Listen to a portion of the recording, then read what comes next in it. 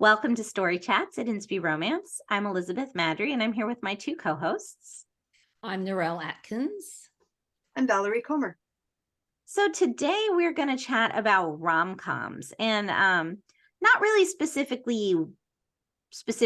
rom-coms, just sort of generically rom-coms. We have thoughts and and Who, us? questions. Never. And so this is less of a how to add 1,000 rom-coms to your TBR episode and more a let's just chat about rom-coms episode. I'm sure there will be listeners and watchers who will be relieved if their TBR does not grow this week. That was my thought. Yes. Yes. So I don't think that we can deny, like, why are we doing this is because, like, last year and sort of the year before last, it feels like kind of the golden era of rom-com has descended onto us.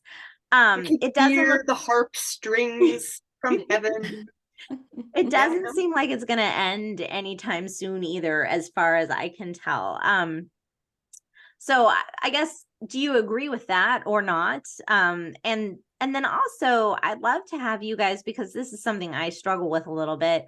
How do you differentiate between the chick lit of the early 2000s and rom-com today? And whoever wants to go first can go first. I'll go first then. So I mean, from my perspective, in terms of looking at rom-coms, I think we've had the golden era has arisen post-pandemic. And it's pretty normal if you go back through history and look at different trends with fiction and reading material, that when something hard happens, people are looking for the lighter side of life. And so I think that's what really kickstarted readers wanting rom-coms, and also authors who are stuck at home in the pandemic thinking, I don't want to write about something that's heavy and whatever. I want to write something light and funny. So I think that's where this wave has come from. How it differs to chick lit. So I remember I was reading chick lit. I remember reading Bridget Jones' Diary. It all kicked it off back in the day, and Kristen Billebeck's What a Girl Wants with Ashley Stockingdale and all those books. And I think chick lit was very much the urban young working girl sort of thing, where you had the designer label handbag, the designer label shoes, you were dressed in sometimes the power suits that go back to that early sort of 2000s, late 90s era. And it was very cityfied and very urban, whereas the modern day rom-coms that we see in 2022, 2023 are very broad. Like, you can have a cowboy rom-com. Like, it's not just stuck in that sort of city, New York City, sort of that Sex in the City, the TV show that was on back in the day when chick lit was big. It's gone a lot broader than that. And I think writers have really explored how can we take funny and move it into the non-traditional settings that sort of define chick lit. Yeah. No, that's interesting. And I think that makes sense with the pandemic, that there's a lot of times you just didn't want to sit down with something weighty. Even if it's a story you would normally have loved, or an author that you would normally have eaten up everything, but you're just like, oh man, I just want to forget about hard things for like 3 hours. Is that too much to ask? Yeah, 3 hours. Yeah. Something else with chick lit, though, it was more women's fiction. Okay.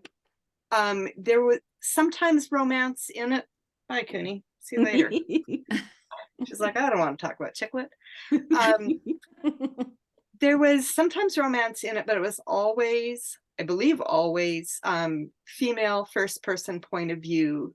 Never, the guy wouldn't have a point of view. And so, and yeah, sometimes there was some romance in it, but it was usually like her journey through something that may or may not include that. So that first person point of view voice, I think, is one of the main, and the funny is one of the main things that came through into romantic comedy as we know it now. But the themes and stuff, I think, were quite a bit different. And I can see that. That's fair. Yeah. Okay. So if you pick up a rom-com today, what is your expectation as a reader for a rom-com in terms of humor? Are you expecting, to be laughing out loud the whole time you're reading it? Are you expecting to just sort of smile slightly here and there? Are you something in between? What is it? What is it you? And I get that this is going to vary like from person to person. But what is it like your ideal? If you had an ideal for a rom-com, what would it be? Valerie? Oh, ideal. Well, ideally, yeah, I would laugh out loud a few times anyways. 2 or 3 times, would that be too much to ask? In reality, I'm looking for something that makes me smile or that warms my heart and amuses me. I'm looking to be amused. Okay. Narelle? I do like the laugh out loud, tears pouring out your eyes. Those really, those sitcoms, sort of like the I Love Lucy moments, but in a modern day setting. Like that's, if something's labeled a rom com, I really want it to deliver on the I do meet too. cute. The meet It's not cute. that I don't want to laugh. It's that I don't expect to usually. I have a Yeah. hard So no. yeah, so that's what I want in an Mhm. ideal world. And I think sometimes I've finished a rom-com and closed the book and thought, I wish this had been labeled as CCR, Mm. because there was some, if I had have read it expecting a CCR with has funny moments, I would have really enjoyed the story. But because I was expecting laugh out loud rom-com, and you'll see endorsements or you'll see stuff on Instagram or whatever where people have raved about how funny this book is, and if you go in with those expectations and they don't deliver, you can end up being disappointed when you didn't need to be disappointed. So I do like it to deliver, but it doesn't always deliver, as Valerie said. And if I'm not smiling, I'm probably DNFing it and reading something else, putting it That down. is my problem as well. Is I think, and maybe it's and Valerie and I have talked about this. She and I both agree that we have maybe the polite way to different senses of humor Than than average reader. than the average reader. So that makes it trickier for sure. But then Narelle, you mentioned like the I Love Lucy kind of moments, and that I think is another thing, because to me, I don't love when rom-coms rely on pratfalls and physical humor, or just like extreme embarrassment, because to me that's just mortifying. Like, I love the TV show The Office, both versions, US and UK, but there are some episodes where it's just so much secondhand embarrassment that it's not funny anymore to me, because I want to feel bad for the people involved. And I feel like often the rom-coms I pick up, you have the characters making these fools of themselves that, it feels like a low-hanging fruit laugh, but to me it's just like, wow, that's just sad. They need to learn how to live in society so they don't do this. But it has to fit the character. Like, I mean, people loved Lucy in the I Love Yeah. Lucy sitcom because of how crazy over the top she was. Like, it fit, that was her personality and her character. And the problem can be is if you've got a character that's more serious and then something mortifyingly embarrassing happens, the humor falls flat, because that person, if you were in their shoes, thinking the way they think and all the rest of it, you're in the mindset of, oh my goodness, I just want to fall into a hole. I can't look at anyone. I'm going to cry for a week in bed and hide. I mean, that's the thing. So it has to fit the character. And so, I Love Lucy would do as well written out in a story. No, probably not. Probably not. So much is visual. Yeah. And by the time you've described all that, it's like la da da da da da da. Right? Yeah. The moment No, is that's true. true. And the same with Friends. So I've watched some Friends episodes probably after Matthew Perry passing in late 2023, got a bit nostalgic. And a lot of that humor you wouldn't be able to translate to a book. And even that was mid-90s. I remember the first time I ever watched Friends, I was in Hawaii. It hadn't even come to Australia yet. It was very exciting to watch American TV before it got to Australia. And a lot of that humor is very dated to 90s that wouldn't transfer to now. So I think it's very hard, because humor is also a part of the times, and you can't necessarily move an era around the place and expect it to translate as well. Yeah, no, I would agree with that.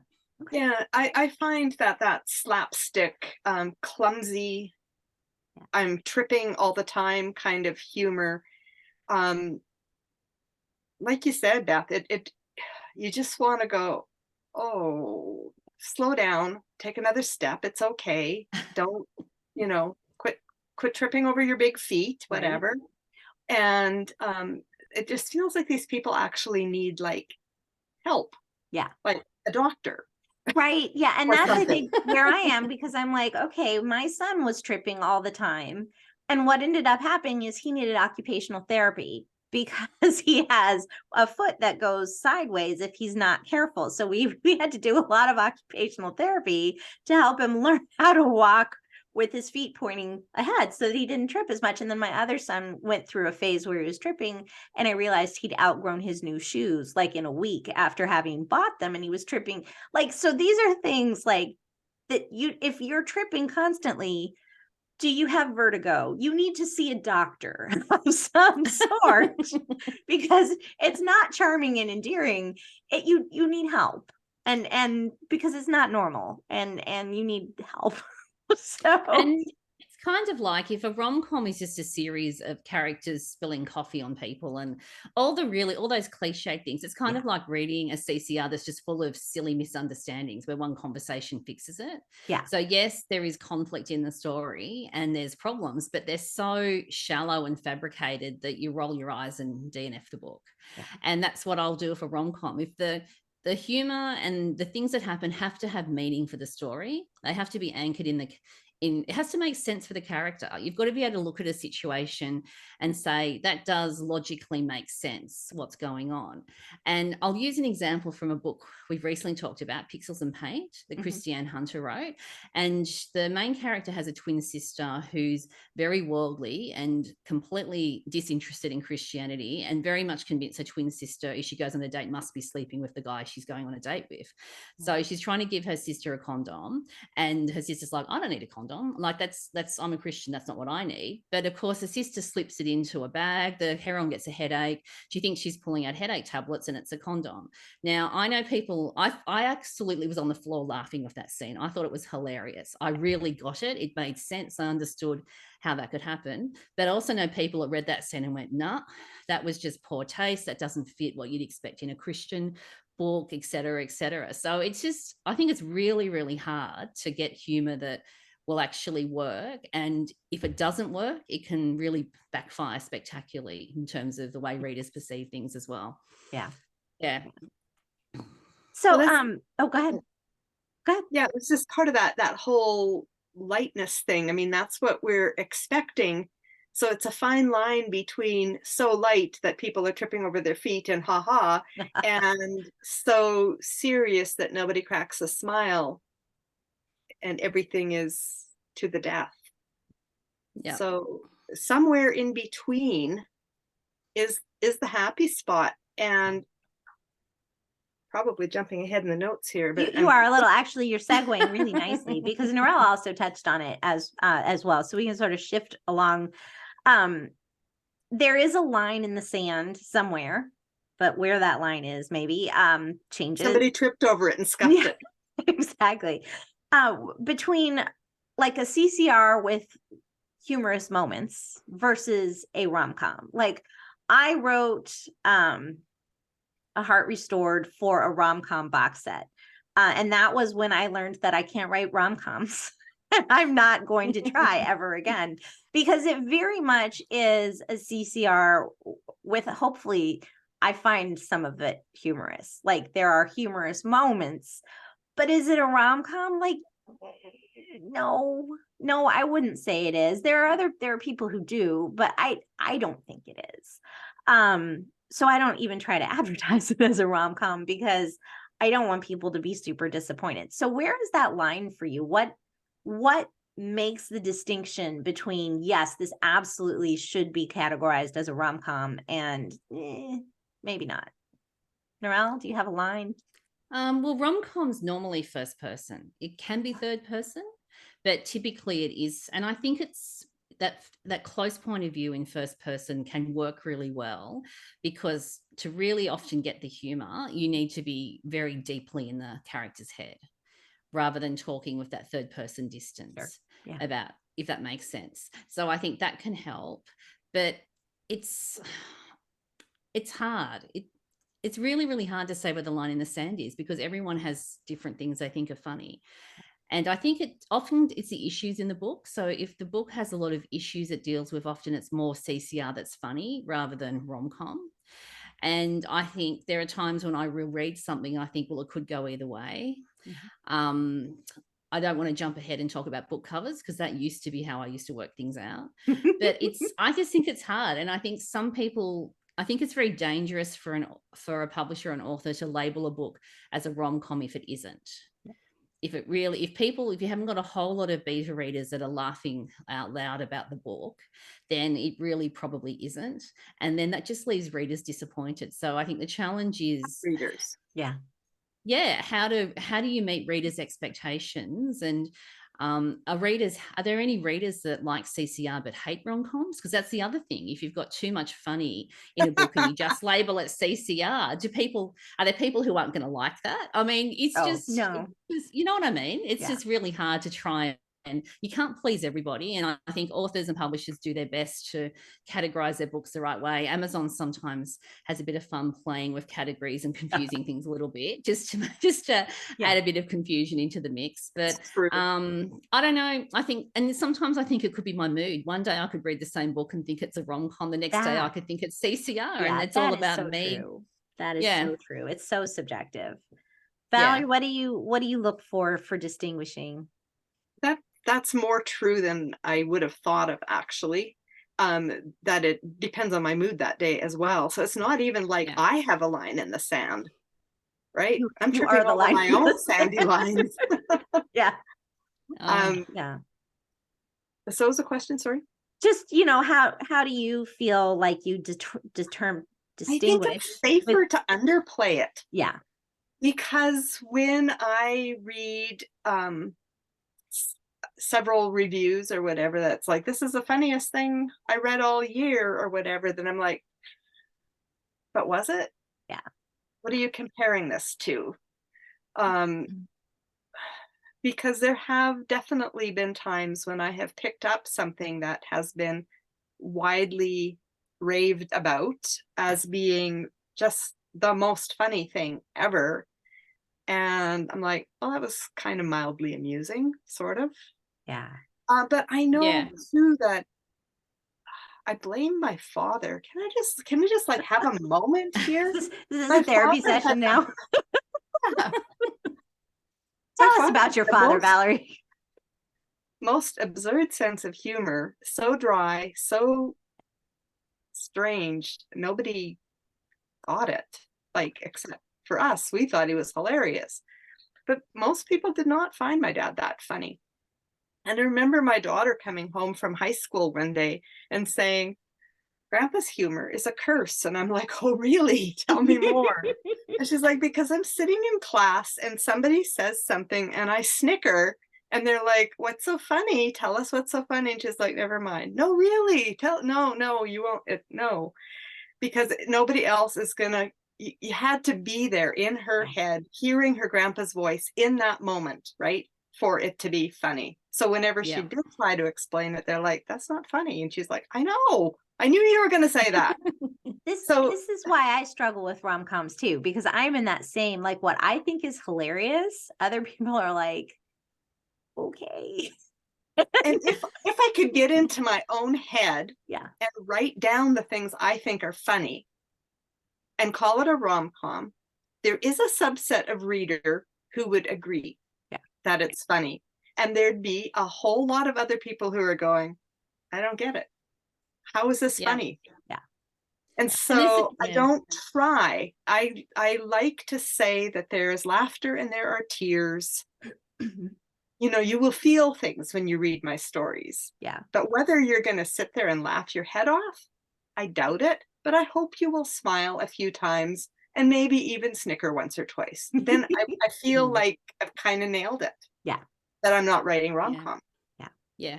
It's also the country differences. So Australian humor is very different to American humor in many respects as well. Humor. And Canadian humor, again, is different. So I think there's also things that I think I probably get American humor more easily than Beth would get Australian humor because she hasn't been exposed to it No, in but the I same grew way. up watching British television, so I get British humor, and I imagine it's similar ish. Oh, I But adore British humor. yeah. I really do. I love British. I mean, Okay. if there's British humor, I grew up with that, and I just Yeah. adore British humor as well, which is again is different. So I think you've also got those cultural differences that play into it, and it's like the in joke. Like you've got to understand what something is to find it funny, Well, if that and makes sense. And maybe you've got to live honestly, it. Yeah.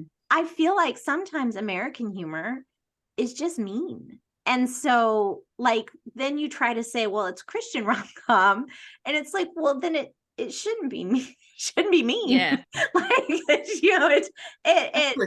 and so that then sometimes is where I struggle as well, because like, yes, in high school with my non-Christian friends, that would have been hilarious, but I am trying to not be that person who finds Yeah. that funny. And so that's a whole other aspect of it, is because you want the humor to not damage your relationship with Jesus at the same time. And It not to be doesn't. offensive. Yeah. Yeah. Yeah. Oh, it's a tall Yes. order. It is a tall order. And bless you if you try to write it, because that's what Yes. we don't. So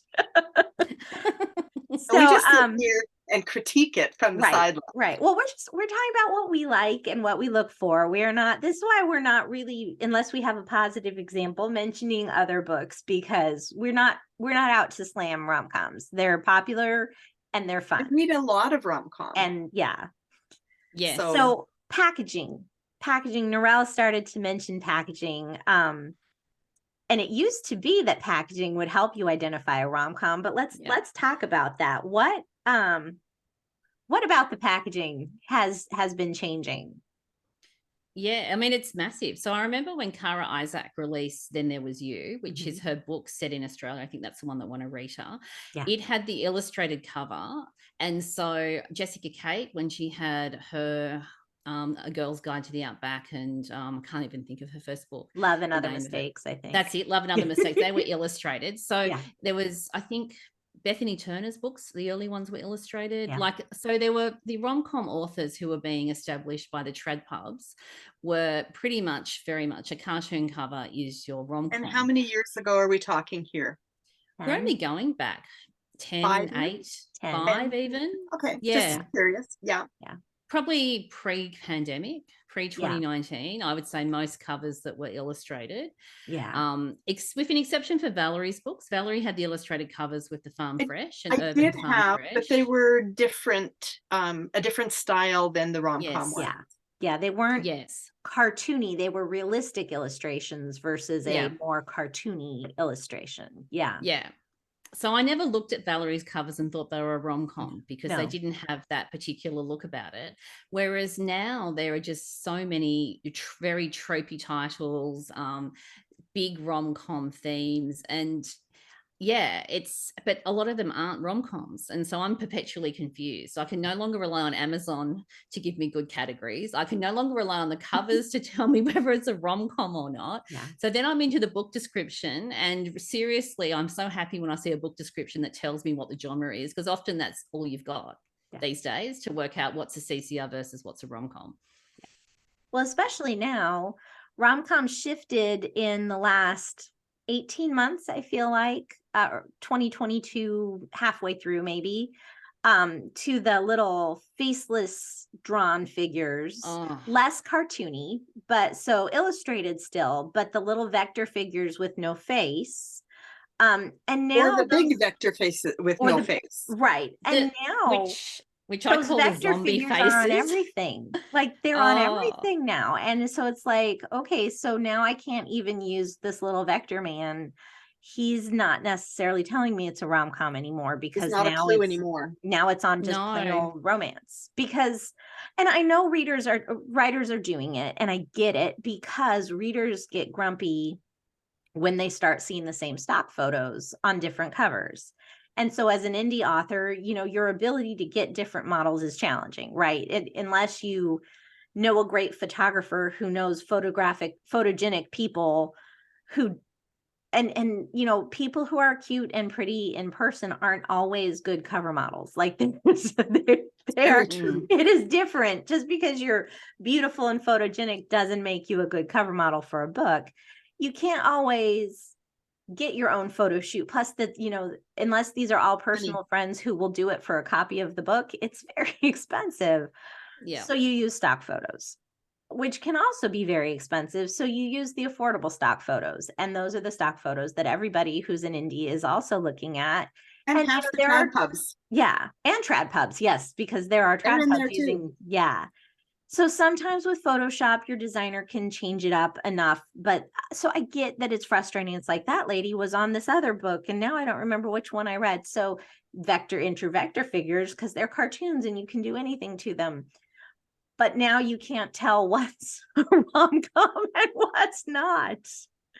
I So really, really don't like the zombie faces. That's yeah. literally that's what I think in my head, zombie faces. And I know that they signify it's a certain type of book, and everyone has different likes and dislikes of But covers. do they? But yeah, well, they're meant to. Yeah. But I But tend they to, were I see meant it. to. I You see a alluded, zombie face, and I think I'm not buying the paperback, basically.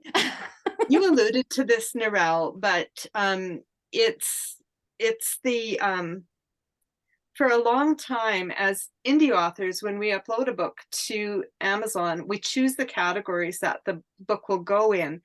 And there weren't always ones that we thought matched perfectly, but we could pick and we would do the best that we could. And mid-fall 2023, late summer, Yeah. they changed the method for which you select categories, making it just, shall we just say, more challenging to find the correct categories. And there's some, I think there's one of my book that's in an Amish category. Yeah, I have one in Amish now too. Because I can't figure out how to get it out and into something more appropriate. Well, So I've it's even not because I think it's Amish. I know it's not Amish. But I'm looking to, you said you can't trust the categories on Amazon, and I'm here to say, Yeah. yes, you cannot trust them, and I wish you could, because this was supposed to simplify things and make the categories more accurate, and they're not. They're just a struggle, harder than they used to be. Yeah. Before you could snap your fingers and choose your 3 categories and be out of there in 30 seconds, and now it's like 10 minutes later and you're still like, but now I'm at a dead end, and how do I get to where I want to go? Yeah. So just in case that's more than anybody wanted to know, authors do know that sometimes their books are miscategorized, and we struggle to figure out how to get them into the right ones. So something that might land up in rom-com that the author knows doesn't belong there, I guess, is where we're trying to go absolutely. with that whole story. So yes, you've got the description, you've got the cover, which may or may not help, you've got the categories, which may or may not help, and you've got the book description, which hopefully helps. But you also maybe mistrust the author that goes, this is the funniest thing you've ever read, and you're like, who are you to judge? You wrote it. Maybe it's just cynical me. So then you're flipping through the reviews, and that may be helpful. And sometimes you're reading the sample. I can spend 10 minutes easily trying to figure out if a book that I have stumbled across, for however I got there, is actually one that I want to read. And sometimes that sample tells you everything you need to know in the first 2 paragraphs, whether it's a positive thing you need to know or not so much. You're like, no, I don't think I can sit through 3 hours of this. Or you go, ooh, that has possibilities, you know. So the thing is, I guess, for readers is you do have to kind of do your own homework, and that's a pain. I get it, because as a reader, I don't love doing that either. Now I want a book. That said to me, look, this is a really funny book. I'm like, I'm on it because I know that her sense of humor is about as warped as mine is. But otherwise, I'm like, but what was the last book you thought was funny that I did not? Yeah. Right. Mm. So it's hard so that you have your differing opinion day by day. You have the fact that your sense of humor is different from the next person. You have miscategorized books with covers that may or may not tell you anything. And so, Yeah. good luck. Yep. So pop culture references tend to be a staple of rom-coms. Valerie's given it 2 thumbs down before I even down. get If I had to. more thumbs, I'd give it more thumbs. She's got her toes down as well, people. Yeah, that's right. And Cooney's Cooney's paws are down. So why do you think that is? And do you love it or hate it or something in between? We know Valerie hates it. I love pop culture references. I think they're fantastic. Provided they are not obscure. And I even love, like, if they're pop culture, obscure? like internationally pop culture. I don't, like, you want to talk about K-pop or something. I don't watch K-pop, but I know about BTS. I know a few things. I probably know enough that I can follow the reference. And I just think it's fun and usually pretty funny. Those are, honestly, it's the pop culture references that tend to be funniest to me. I take back what I said about your recommendation for humor. Anybody? It's not what Beth tells me to read. I won't read it. So No. yeah, well, it is funny when Valerie beta reads my books. Often she has comments on the side. I'll make a pop culture reference and she'll have like 6 question marks in the comment. I'm like, yeah, Valerie, I know you don't get it. That's okay. Other people will think it's funny. So I'm too old. Yeah. I'm not particularly hip, and I'm pretty content not being hip. There. Narelle, what do you And I think? think the negative though is that it dates the book pretty quickly. It can. Yeah. But Depending. books. It It depends. So yeah. there is some pop culture that's timeless. Yeah. Like that will last. It depends. that I might even I get. think the pop culture needs to be a close match to the type of book. Yes. So that's the other thing. So if it's a sci-fi pop culture reference and I'm reading a rom-com, I'm just like, what the what? I've got no idea what's going on. Unless And they're then nerdy. yeah. If Yeah, they're and then nerdy, then it works. Oh, it depends. Like it has to be Could work. something really universally known. Okay. If you're gonna move away from sort of the romantic comedy type references in your pop culture, it has to be something that's super well known. And it's like the jingles you used to hear on TV ads. It needs to be something where you hear that jingle, you recognize what it is. You know what the product is. It's that type of recognition.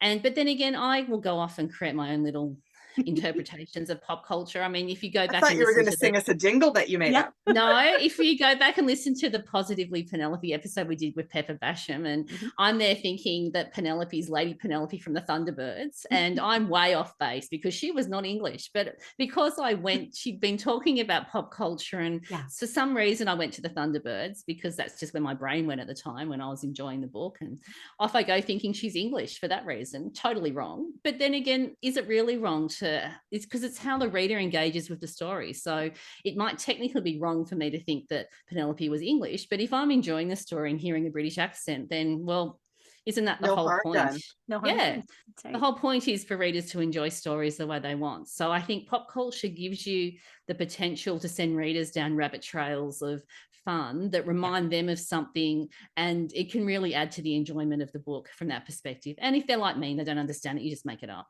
Yeah. Or you just move past it. I referenced Gunga Din. Not a plot point.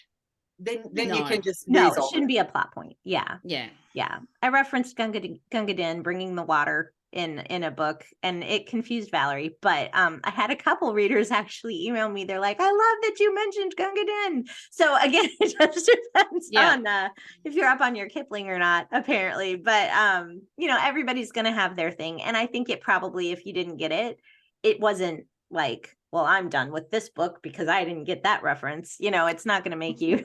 It wasn't the 39th in the chapter. I think most pop culture references are that way. If you don't get it, okay, just keep reading. It's fine. Yeah. So, all right. So now, sort of as we're wrapping up, all of this is rom-com, right? And we haven't said specifically Christian rom-com. but it gets trickier with CCR rom-coms, because especially in the market today, there's a hoop of sweet, clean rom-com, and there's a hoop of Christian writers who also and or used to write CCR, who are writing sweet, clean rom-com without any faith in it. And I sort of feel like maybe they've done that because it is easier to write a rom-com without faith. Oh, I'm sure. Because a faith arc generally is a growth arc, which is not generally funny. It's like, at least when I've had spiritual growth, I haven't been going, oh, this is amazing all the way through it. Like, that hasn't been how God has chosen to reveal my faults to me. So I think it's just that Christians aren't funny. Right. Well, no, I don't think that's that's not true. I have two words to distinguish, and it's sexual tension.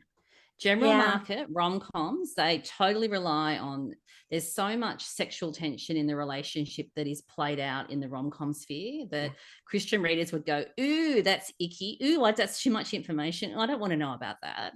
That's taking my brain a little bit too far in a direction that's outside my comfort zone and just places that aren't healthy for me to go. And the typical, like your stereotypical bikini malfunctions and stuff like that, that would be very hard to play out in a Christian book without readers sort of going, that's just a step too far. I mean, it can happen and it can be done, but it gets into tricky territory with that. And I have an Aussie author friend who had her book banned from a Christian book chain because of that type of situation. Like it can really offend readers. And the scene was as clean as a whistle. Like it was clean as clean can be. There was no mention of anything that's offensive, but just that particular situation just really upset readers. And it's like, no, I don't want to read that in a book, and and that's where you end up with books getting banned and stuff. So I think Christian rom-com authors tend to go on they tend to be wary of going too far into those sort of waters, and that's why I think a lot of authors have jumped into sweet clean, because then they can't get into trouble if they accidentally, there's like this invisible tripwire, they just don't quite know where it is with readers. It's there, and if they go too far into that general market territory, where you've got authors like Susan Elizabeth Phillips, and there's I used to read heaps of rom-coms back in the 80s and 90s in general market, and you just can't go there with Christian stuff, and that's fine. And I think those authors recognize that, and they know that if I don't label it Christian, people can't get offended and have a go at me and give me 1-star reviews, etc., etc. It's alcohol as well. It's sex and alcohol. Because nothing's funnier than, a drunk throwing at yourself at your ex accidentally kind of thing. I'm being sarcastic there. I don't find that particularly funny, but I know that it is something that is widely accepted as funny. So that's a me thing, not a statement. So, but alcohol for sure, and the sexual tension both are places that you can't really go in Christian fiction, especially not for a laugh. And you can't make like the ribald joke either, which again, sometimes that was some of the humor of like The Office, is the little off-color joke jab, but you can't do that in a Christian book, or you shouldn't be, because then people are like, what about let no unwholesome words proceed from your mouth? Where are we in that verse today? And it's the whole modesty thing that's important for Christian rom-coms. Like, you're not going to have characters skinny dipping in a Christian rom-com, but that's a common trope. If you go into the general market, is that type of thing, and parties and drugs and like a whole lot of stuff that goes into that, which I completely understand why readers say that's unedifying to read and unhelpful. And so it's how do publishers and authors respect readers and what they are looking for. And then the trick for authors, I think, is how do you actually get a faith arc into a story where heavy just doesn't really fly in terms of what readers want. Okay. Cool. Final rom-com thoughts. We're long today. Because I told you at the start, we have opinions. We would go long. We have opinions. Never. No. Not us. Final thoughts? Everybody feel like we covered it pretty well? I love reading Christian rom-coms, so please keep writing them because I Yes. really do enjoy them. And sometimes it's a mood thing. I recently reread one book that I read very quickly the first time and thought, I'm not in the mood for this. I want to reread it. And I thoroughly enjoyed it on the reread. So because I was in the right mood and I had a better idea of the characters and the culture, and being an Aussie, sometimes I have disconnects with American culture occasionally. So, and I just love the reread of it. So that will be a book I would reread in the future. So it's so based on our moods, what we like and don't like. Yeah. I was going to say something similar in that we may sound like we're bashing the genre We're not. from a No. Christian point of view and saying that they don't mix. And yet I have seen them mix well. And if you go back, I'll give Narelle a couple seconds here. She can pull up some episode numbers. Times we've talked to certain authors, or where a certain book has popped up in, a recent reads episode or something like that, where there have been some quite amusing books that were definitely faith-filled, that to me would fit in that category of a Christian rom-com. Yeah. It's just that it's hard to pull off. Yeah.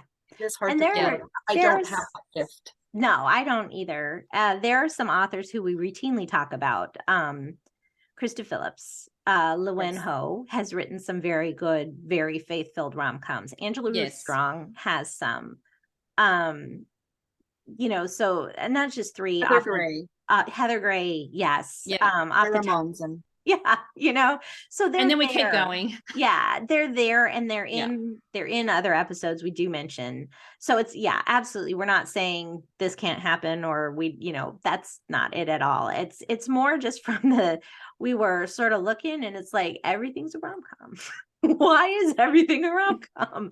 I was like, well, let's talk about that, because maybe that'll be interesting. You tell us if it was interesting, or if you tuned us out, you won't even hear my question. Never mind. No, absolutely. So, so like Valerie said, let us know. We would love to know your thoughts. We really would. Please leave a comment on the YouTube channel. While you're over there, don't forget to subscribe and hit the notification bell. Maybe this was controversial enough. We'll just get this flood of comments. That would be amazing. So maybe that's how we get comments. I'm sorry. This podcast is a rom-com. Who knew? No, I think I did the whole outgoing speech there. So most of it. I said don't forget to subscribe and all of that. So we'll see you next week. And in the meantime, don't forget to fall in love with a good book. Bye, everybody.